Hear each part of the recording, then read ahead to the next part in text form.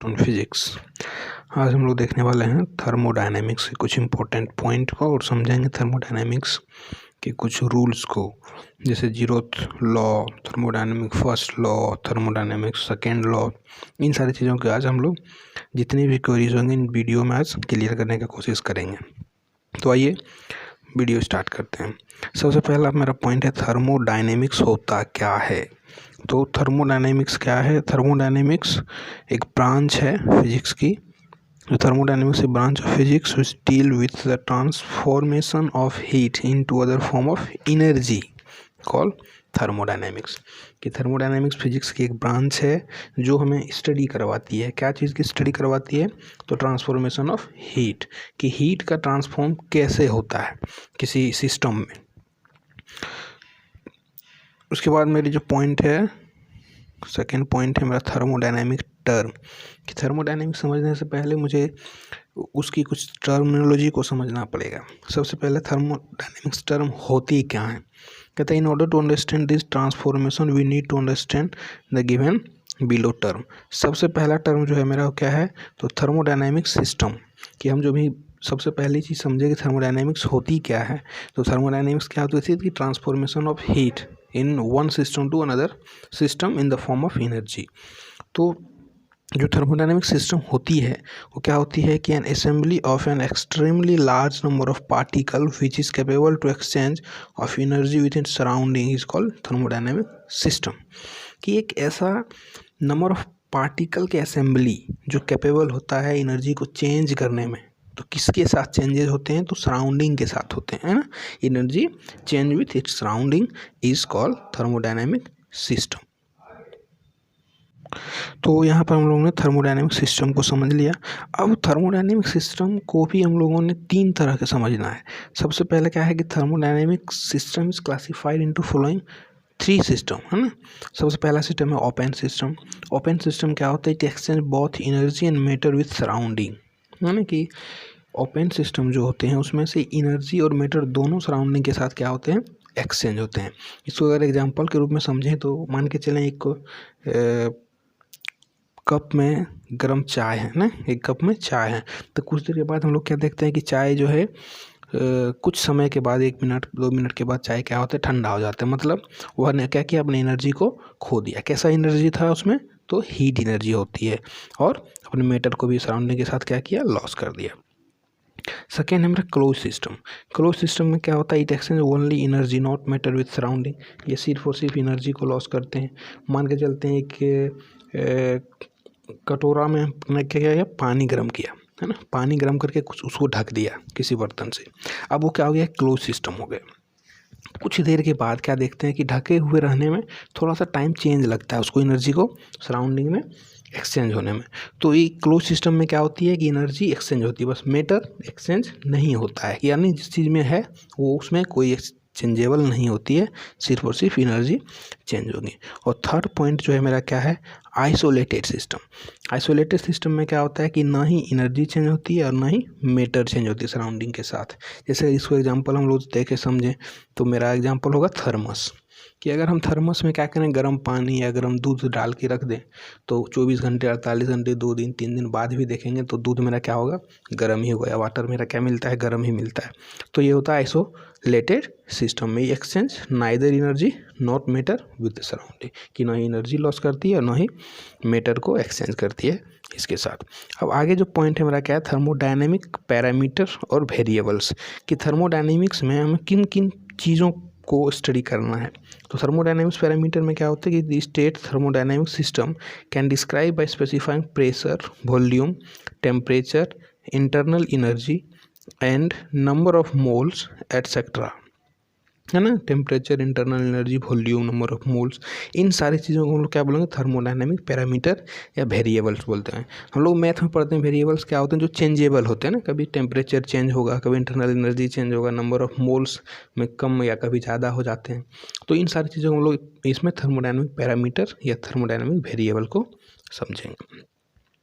The variables may be extensive intensive nature. यहाँ पर जो वेरिएबल्स होंगे दो नेचर में हम स्टडी करेंगे। एक या तो एक्सटेंसिव नेचर होगा या फिर इंटेंसिव स्टेट में होंगे। सबसे पहला है मेरा एक्सटेंसिव स्टेट। एक्सटेंसिव स्टेट क्या होता है कि extensive state variable depend on the size of the system, है ना, कि जो भी यहाँ पर एक्सटेंसिव स्टेट में होगा उस साइज़ पे डिपेंड करेगा कि जो मेरा सिस्टम है वो उसका साइज़ क्या है। तो साइज़ को हम लोग किस चीज़ में देखेंगे, तो उस सिस्टम का वॉल्यूम को देख सकते हैं, उस सिस्टम के टोटल मास को देखेंगे, उस सिस्टम के टोटल एनर्जी को समझ सकते हैं। सेकेंड है मेरा इंटेंसिव स्टेट। इंटेंसिव स्टेट क्या होता है कि these are state variable that do not depend on size of the system. ये डिपेंड नहीं करता कि आपका साइज़ कितना बड़ा है। तो इसमें क्या क्या चीज़ को हम लोग देखेंगे, प्रेशर को देखेंगे, टेम्परेचर को देखेंगे, डेंसिटी को देखेंगे। तो इस तरह की जो चीज़ें हैं वो क्या आती है मेरे इंटेंसिव स्टेट ऑफ वेरिएबल्स में आती है कि सिस्टम के साइज पे डिपेंड नहीं होता, सिर्फ उस पर क्या होते हैं तो वेरिएबल डिपेंड नहीं करता सिस्टम पे, प्रेशर हो गया, टेम्परेचर हो गया, डेंसिटी हो गया।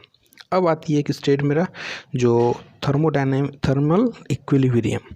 थर्मल इक्विलिब्रियम क्या होती है कि अस्थिरता, जहाँ पे कोई चीज़ क्या होते हैं इक्विलिब्रियम में आ जाते हैं, तो माइक्रोस्कोपिक वेरिएबल्स हो सकते हैं। The thermodynamics study said to be thermal equilibrium when microscopic variable like pressure, volume, temperature, mass या compositions etc. that characteristic the system do not change with time, कि टाइम के साथ चेंज नहीं होते हैं, इन्हें हम लोग क्या बोलेंगे थर्मल इक्विलिब्रियम स्टेट में। अब आती है जो मेन चीज़ हमारा इस वीडियो का मोटिव है कि थर्मोडायनेमिक्स के कुछ नियम्स को समझना। जो सबसे पहला क्या है, zeroth law of thermodynamics.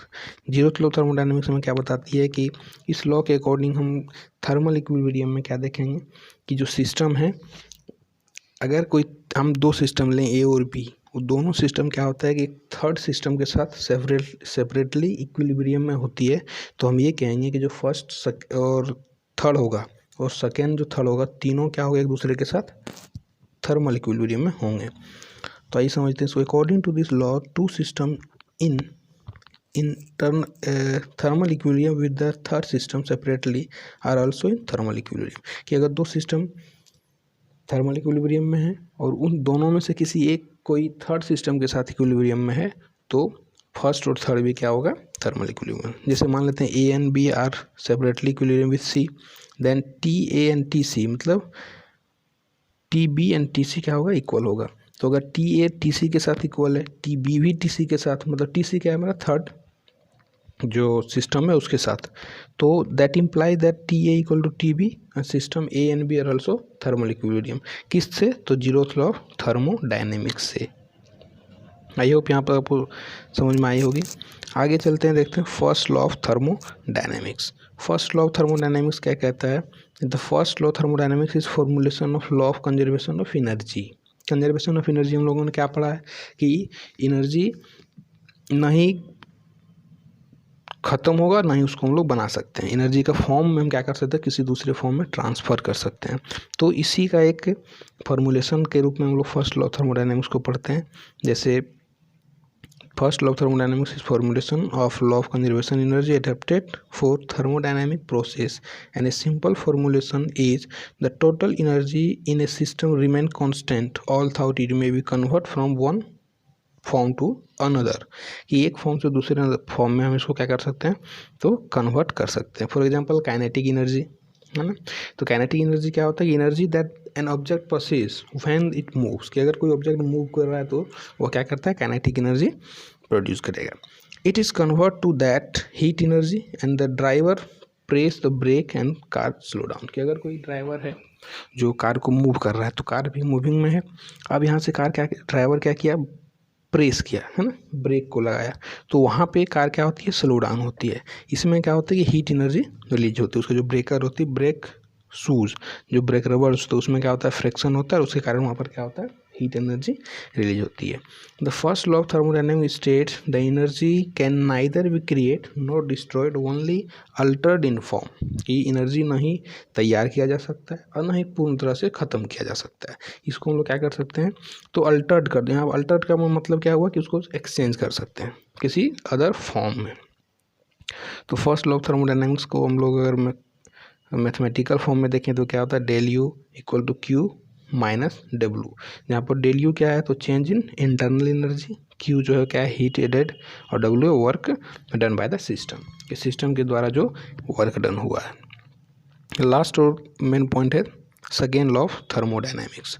Second law of thermodynamics क्या कहती है कि the second law of thermodynamics means hot things always cool unless you something to stop them, कि अगर कोई गर्म चीज़ है तो हमेशा क्या होगा, कुछ न कुछ समय के बाद वो ठंडा होना ही है, जब तक हम उसमें कोई अलग से एनर्जी नहीं देते हैं। It express the fundamental and simple truth about the universe. The entropy of an isolated system always increase and the total entropy of a system neither increase or remain constant, either increase or remain constant, या तो बढ़ेगा या तो constant रहेगा, कभी घटेगा नहीं, या कोई किसी भी स्पॉन्टेनियस प्रोसेस में हो, इट नेवर डिक्रीज, कभी भी कम नहीं होगा। इसका फॉर्मूला क्या होता है मेरा, इस formula of second law of thermodynamics is del S is greater than equal to del Q by del T, कि उससे अधिक होगा या उसके बराबर होगा। और डेल एस क्या है, तो डेल एस मेरा इंट्रोपी में चेंजेज हैं। ठीक है, तो इस वीडियो में इतना ही, मिलते हैं अगले वीडियो में। वीडियो में अंत तक बने रहने के लिए आपको thank you. Like share and subscribe my channel.